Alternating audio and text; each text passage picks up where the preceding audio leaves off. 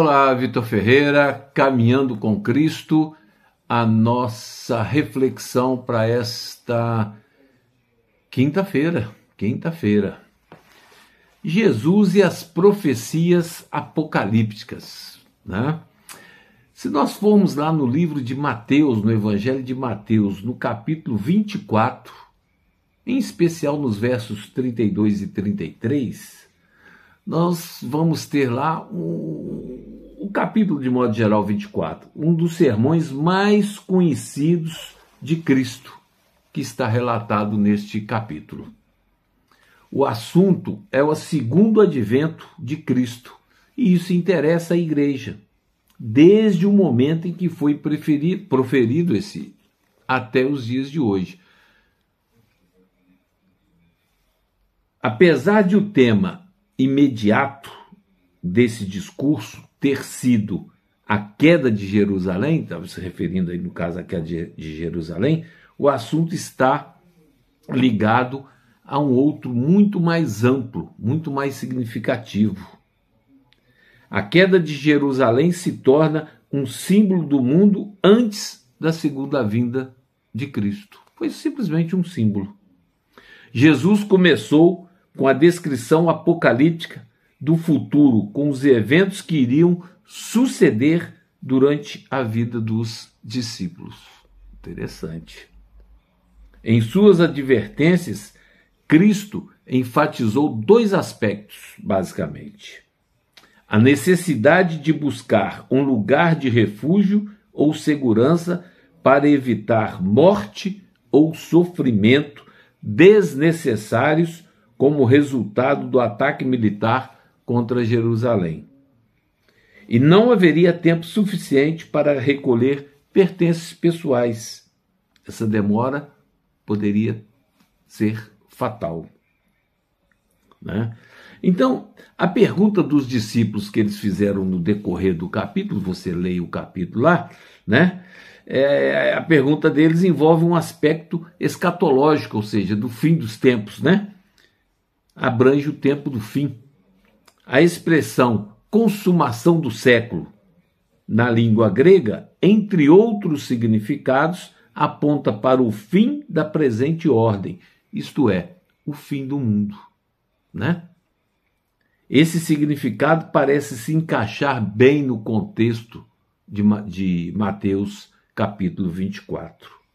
Essa expressão aparece em outras passagens bíblicas, no Evangelho de Mateus, por exemplo, em outros tantos locais. A partir da queda de Jerusalém, Cristo apontou para a grande tribulação predita em Daniel capítulo 7, versículo 25. Se você for lá em Daniel, é que eu tenho dito aí, a Bíblia a gente estuda um pouquinho ali, um pouquinho aqui. Isaías explica como é que nós devemos estudar a Bíblia para ter o entendimento, tá certo? Né?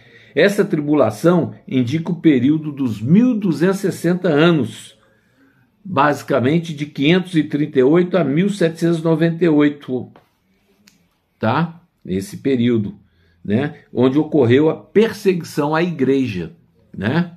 Teve uma perseguição muito grande. Se você vê aí as cruzadas, vê aquelas coisas todas, isso tudo foi nessa época, né?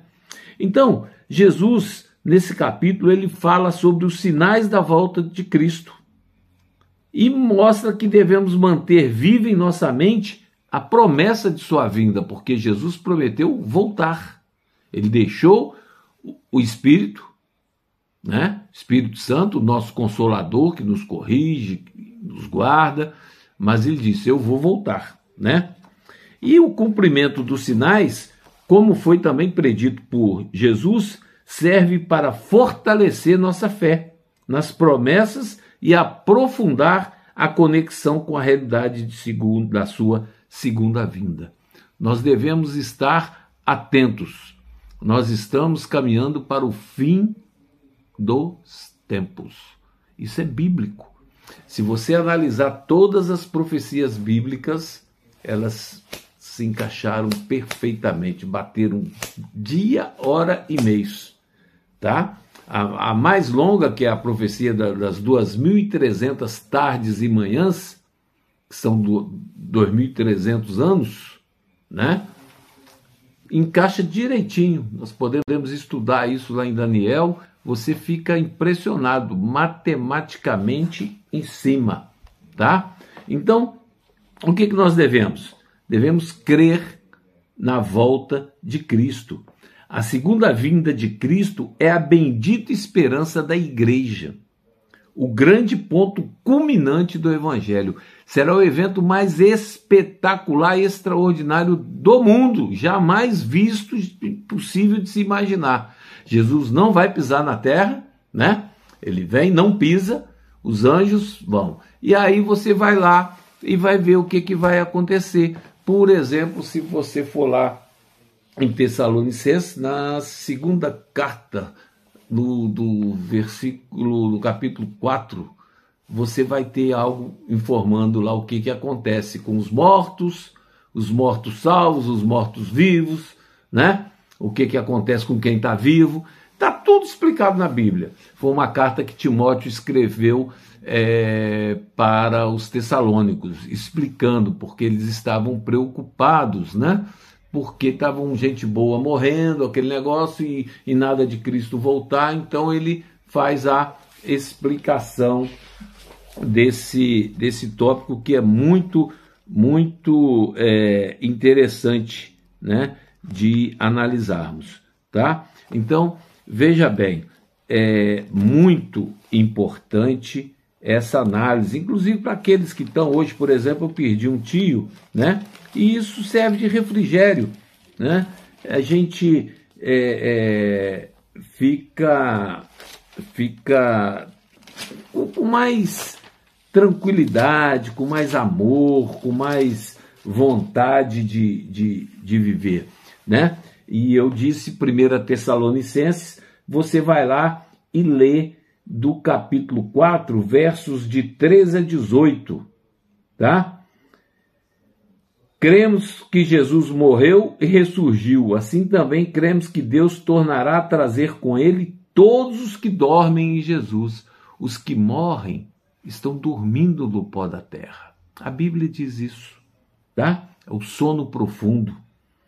Dizemos isto pela palavra do Senhor, que nós, os que ficarmos vivos para a vinda do Senhor, não precederemos os que dormem. Então não vamos na frente dos que dormem.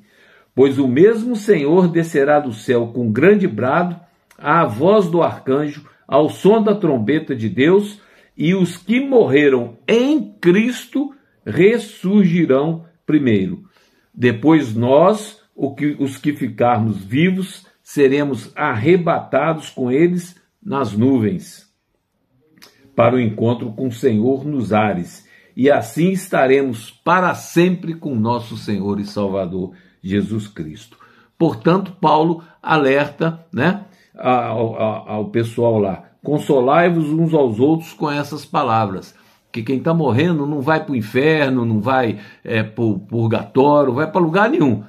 Morreu, vai ficar na terra, né, descansando, aguardando a volta do Senhor Jesus, aguardando o retorno do Senhor. A Bíblia diz isso, é claro, tá certo? Então, morreu, foi para o inferno, era má pessoa, foi para o inferno, morreu, foi... Não tem isso, né? Quando a Bíblia fala, vai queimar no lago fogo e enxofre e tal, é igual Sodoma e Gomorra. Sodoma e Gomorra foram queimados, né?